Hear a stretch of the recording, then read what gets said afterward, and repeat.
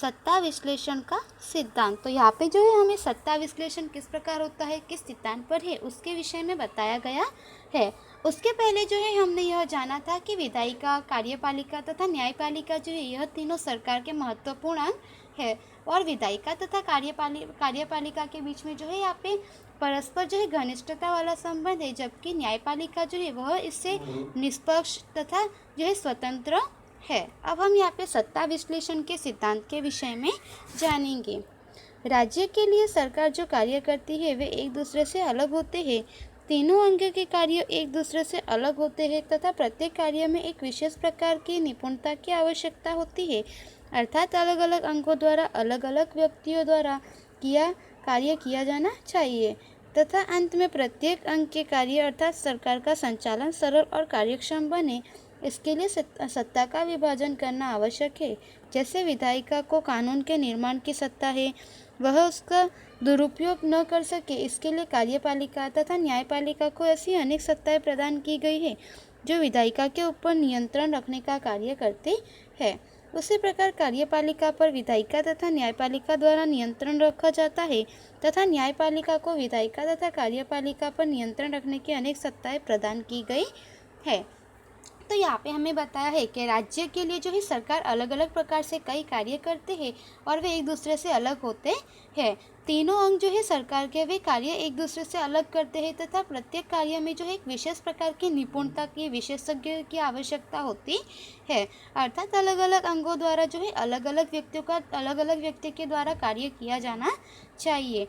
और अंत में जो है प्रत्येक अंग के कार्य अर्थात सरकार का संचालन सरल और कार्यक्षम बने, इसके लिए यहाँ पे जो है सत्ता का विभाजन करना आवश्यक होता है कि सरकार जो है सारे कार्य जो है उन्हें सरलता से कर सके और उस पर जो है नियंत्रण रख सके, इसके लिए यहाँ पे सत्ता का विभाजन होता है। जैसे कि विधायिका को जो है कानून बनाने की सत्ता है, उसके बाद में उसका कोई दुरुपयोग न करे तथा उसका अमल जो है व्यवस्थित रूप से हो, उसके लिए कार्यपालिका की व्यवस्था की गई है तथा जो न्यायपालिका है उसे भी ऐसी कई सत्ता दी गई है कि जिसकी वजह से यदि कोई जो है वह कानून का उल्लंघन करे तो उसे यहाँ पे दंड या सजा दी जाती है।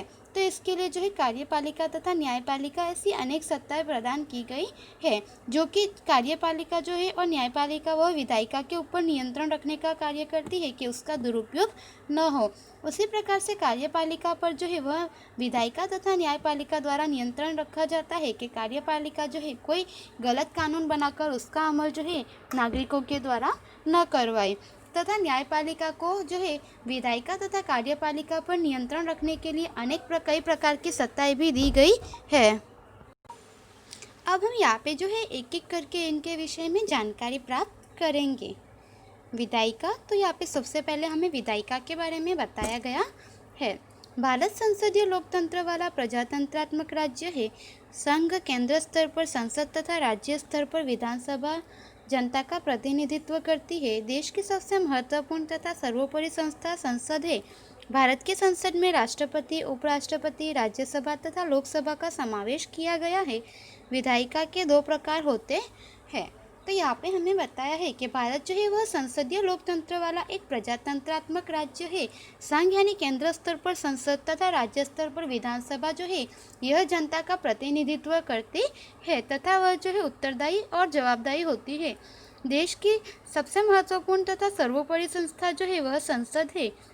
भारत की संसद में जो है राष्ट्रपति, उपराष्ट्रपति, राज्यसभा तथा लोकसभा का समावेश किया गया है और विधायिका दो प्रकार की होती है। तो पहली है यहाँ पे यानी एक सदनात्मक विधायिका। जहाँ विधायिका का निर्माण एक ही सदन के द्वारा होता है उसे एक सदनात्मक विधायिका कहा जाता है। तो यहाँ पे हमें बताया है कि जहाँ विधायिका का निर्माण जो है एक ही सदन के द्वारा होता है उसे जो है एक सदनात्मक विधायिका कहा जाता है। उसके बाद है द्विसदनात्मक विधायिका।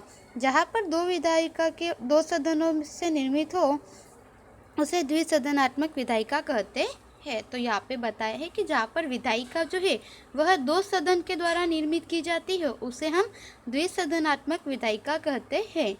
संघ केंद्र स्तर पर संसद का ऊपरी सदन राज्यसभा है। जबकि निचले सदन को लोकसभा कहा जाता है।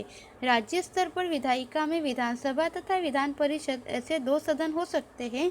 अधिकांश राज्यों में एक ही सदन विधानसभा, जबकि बिहार, उत्तर प्रदेश, महाराष्ट्र जैसे अनेक राज्यों में विधान परिषद भी है। तो यहाँ पे हमें बताया है कि संघ यानी कि केंद्र स्तर पर जो है संसद का ऊपरी सदन राज्यसभा तथा निचला सदन जो है वह लोकसभा है, और राज्य स्तर पर विधायिका में जो है विधानसभा तथा विधान परिषद ऐसे दो सदन होते हैं।